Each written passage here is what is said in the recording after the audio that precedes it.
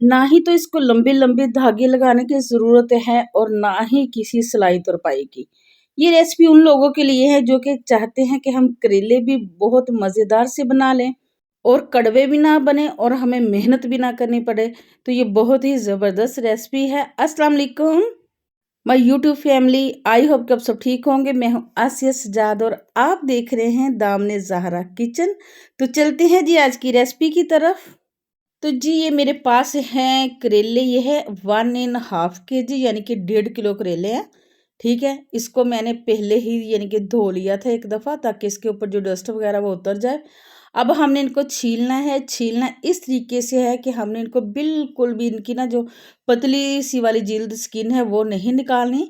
ठीक है, बस हल्का हल्का से ऊपर से हमने इसको ना ऐसे थ्रेड करके निकाल देना, इसके हल्के हल्के से छिलके। ठीक है, ज़्यादा नहीं हमने इसको ना बिल्कुल भी इसकी स्किन नहीं निकालनी, वरना करेले फिर बहुत पतले हो जाते हैं, अच्छे नहीं बनते। तो बस ऐसे आपने हल्का हल्का से इनका छिलका उतार लेना है, जैसे मैं उतार रही हूँ। ये देखें, ये लें, ऐसे बिल्कुल आपने ऐसे छील लेना। इसकी ये टेल है ना जो धागे हैं ऊपर, आपने वो उतारने नहीं है, ठीक है ना।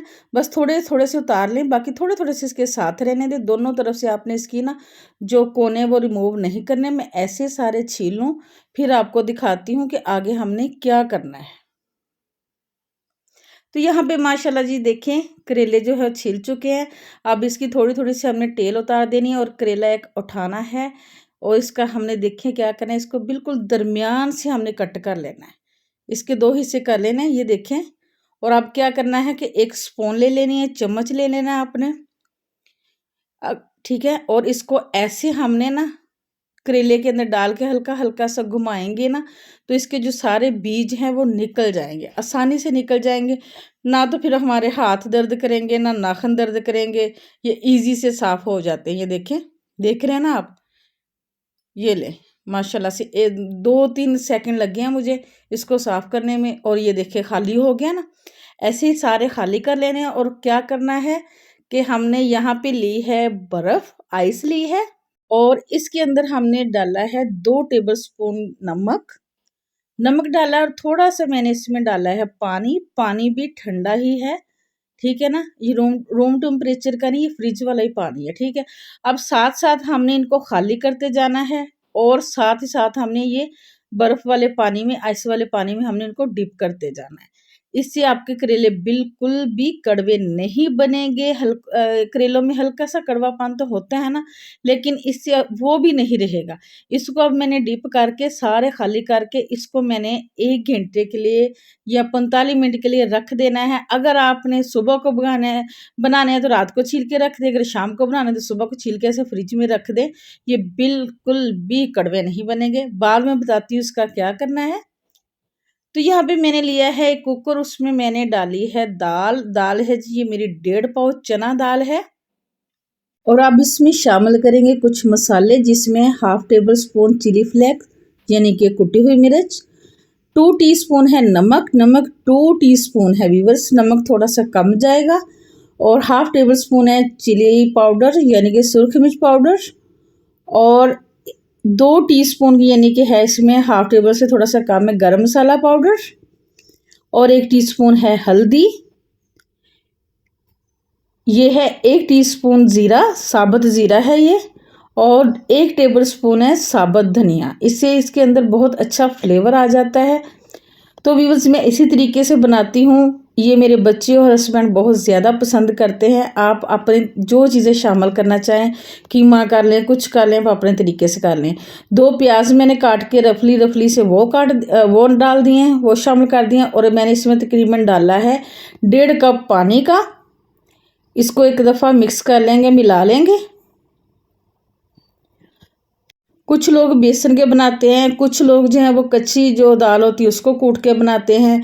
तो मैं इस तरीके से बनाती हूँ, देख लें। तो यहाँ पे मैंने डाला है 1 टेबलस्पून भर के लहसुन अदरक का पेस्ट, ठीक है। इसको मिक्स किया है। अब इसमें हमने कुछ टमाटर शामिल करने हैं। तकरीबन 4 से 5 आपने ले लेने हैं टमाटर। इनको बीच में से हाफ कर लेना है। ये क्यूब्स वगैरह नहीं करने, ठीक है। इसको मैंने ऐसे इसके ऊपर रख देना है। फिर जैसे ये जैसे दाल गलेगी तो मैं खोलूँगी ना प्रेशर को, तो फिर इसके छिलके जो हमने रिमूव कर देना है, ठीक है ना। तो यहाँ पे मैंने टमाटर डाल के अब मैंने इसको बंद करके रख देना है तकरीबन 8 मिनट के लिए। तेज़ आंच पे हम इसको रखेंगे 3 मिनट, उसके बाद 5 मिनट हम रखेंगे इसको लो आंच पे। तो ये 8 मिनट लगेंगे टोटल, ठीक है। तो यहाँ पे मैंने ऑयल ले लिया है, ऑयल को हमने कर लिया है गरम। और ये जो करेले थे ये देखें, इसका कलर देखें कितना खूबसूरत है, बिल्कुल भी ख़राब नहीं हुआ, ना ये चुड़े मुड़े हैं। मैंने बर्फ़ वाले पानी से निकाल के दूसरे पानी से इनको धो के स्टेनर में रख दिया था। इसको हमने कुछ नहीं दबाया किया, कुछ पानी नहीं निकाला, बस स्टेनर में रख दिया था इसको आधे घंटे के लिए। पानी थोड़ा सा खुश्क हुआ है तो अब मैंने इसको डाल दिया ऑयल में फ्राई करने के लिए। यहाँ पर आप देख सकते हैं मीडियम आंच पे हमने इसको फ्राई करना है। पहले तेज़ आंच पे ऑयल को गर्म कर लेना है, उसके बाद हमने करनी है मीडियम आंच, क्योंकि करेले हो गए ठंडे तो जो होगा ना हमारे ऑयल का टेम्परेचर वो बिल्कुल डाउन हो जाएगा। इसलिए आपने पहले तेज़ आंच पे गर्म करना है, फिर आंच कम करके आपने इनको फ्राई कर लेना है। ये देखें माशाल्लाह से कितना खूबसूरत कलर आ रहा है। आपने इनको बहुत ज़्यादा क्रिस्पी नहीं करना, बस हल्का सा गोल्डन गोल्डन सा हमने इसका कलर रखना है। आप देख सकते हैं ना, ये मीडियम आंच पे मैं मुसलसल इनको ना हिलाते जलाते डबाते आप फ्राई कर रही हूँ। ये देख लें तो माशाल्लाह से बहुत ज़बरदस्त कलर आ चुका है। मैं आपको नज़दीक से भी दिखाती हूँ। ये देखें, बस ऐसे के फ्राई करने हैं आपने, ज़्यादा इनको डार्क नहीं करना, डार्क ब्राउन नहीं हमने करना। दूसरा बैच भी मैंने इसी तरह फ्राई कर लेना है, ठीक है। इसको अब मैंने करना है दूसरे चूल्हे पे शिफ्ट दूसरे बैच के लिए। तो यहाँ पे अब जी ये 8 मिनट हो चुके थे, मैंने इसकी स्टीम रिमूव कर दी थी। तो माशाल्लाह से ये देखें बहुत हल्का सा पानी रह गया इसमें। ये देखें, आप देख सकते हैं ना दाल की लुक भी। हमने दाल ज़्यादा नहीं कुक करनी, इसको ज़्यादा आटा सा नहीं बनाना, बस थोड़ी सी खड़ी खड़ी सी हो, हल्की सी। ये देखें ना ऐसे की। अब जो टमाटर के छिलके हैं मैंने वो निकाल देने इसमें से। ऐसे में ना बहुत आसानी हो जाती है, ठीक है ना। ये देखें सारे छिलके उतार के जैसे हम दाल को भूनेंगे फ्राई करेंगे तो जो टमाटर है वो हमारे मैश हो जाएंगे, घुल मिल जाएंगे, पता भी नहीं चलेगा कि हमने इसमें टमाटर डाले हैं कि नहीं डाले, ठीक है। अब थोड़ी सी आंच तेज़ करके इसके अंदर जो पानी है हमने वो सुखा देना है, ठीक है ना। और जो करेले फ्राई का ऑयल है ना हमारे पास तकरीबन हाफ कप के करीब हमने वो डाल देना है इसमें, और इसको हमने भून लेना है जी। यही करेलों वाला अगर आप ऑयल डालेंगे ना तो इससे जो फ्लेवर है ना बहुत ज़बरदस्त हो जाता है। तो यहाँ पे मेरे पास था हाफ केजी चिकन का कीमा। इसको अब हमने कीमे को डाल के इसके अंदर हमने 5 मिनट तक भूनना है। आपको पता है जो चिकन है वो जल्दी से सॉफ्ट हो जाता है, तो इसलिए अब हमने सिर्फ इसको 5 मिनट भूनना है मीडियम आंच पे। और ये मैंने इसमें डाली है क्रश की हुई यानी कि चॉप की हुई सब्ज़ मिर्च। मैंने पहले इसका पेस्ट नहीं डाला था, इस टाइम पे डालेंगे ना थोड़ा थोड़ा सा इसमें मिर्ची का क्रंच आएगा जो कि बहुत ज़बरदस्त लगता है। यहाँ पे ये देखिए जी 5 मिनट हो गए मुझे इसको भूनते हुए फ्राई करते हुए, ठीक है। अब मैंने इसको आंच बंद करके इसमें से हाफ मसाला निकाल के ठंडा कर लेना है, ठीक है। तो यहाँ पे देखिए जी हमारे करेले भी जो है ठंडे हो चुके थे, इसको मैंने ठंडा किया है, पहले मसाले को भी ठंडा किया है, दोनों चीज़ों को हमने ठंडा किया। अब हमने इसकी करनी है फिलिंग, जो कि बहुत आसान और इजी तरीका है। आपने क्या करना है कि करेले का एक पीस लेना है और जो हमारे पास है ये इसका मसाला ये ऐसे हमने इसमें डालते जाना है, ठीक है। इजी तरीका है, ठीक है। ये देखें हमारे करेले जो सॉफ्ट है, नरम है, कोई मसला नहीं बनेगा। और आप इसको ऐसे फिल कर लें, ये देखें ऐसे मैंने सारे फिल करके ना रख लेना है। बहुत इजी तरीका है व्यूअर्स, ना हमें धागे लपेटने पड़ेंगे, ना सिलाई करनी पड़ेगी, और ना ही हमारा ज़्यादा टाइम वेस्ट होगा कि पहले इसको छीलें फिर धूप में रखें फिर ये करें फिर वो करें। बिल्कुल भी ज़रूरत नहीं, ना किसी धूप में ना किसी चीज़। ये देखिए मैंने सारे माशाल्लाह से फिल कर लिए हैं। अब दोबारा से आ जाते हैं चूल्हे की तरफ। तो यहाँ पे वही ऑयल है मेरे पास जिसमें मैंने करेले फ्राई किए थे, इसमें से मैंने थोड़ा सा निकाल दिया है। और तो ये जो है ना चॉप की हुई 2 अदद प्याज है, इनको मैंने चॉप कर लिया था। अब हमने इसको थोड़ा सा गोल्डन करना है, ज़्यादा हमने इसको कलर नहीं देना, ज़्यादा डार्क ब्राउन नहीं करना, बस जस्ट गोल्डन करना है। देखें ये गोल्डन हो चुका है। तो यहाँ पे मैंने चॉप किए 2 टमाटर और 3 से 4 सब्ज़ मिर्चें वो डाल दी हैं। थोड़े से मसाले जिसमें 1 टीस्पून सुरख मिर्च पाउडर, 1 टीस्पून नमक, हाफ टी स्पून हल्दी और 1 टीस्पून धनिया पाउडर। सारे मसालों को हमने अच्छे से फ्राई कर लेना है, हल्की आंच पे फ्राई करना है व्यूवर्स। माशाल्लाह से ये देखिए ये फ्राई हो चुके हैं।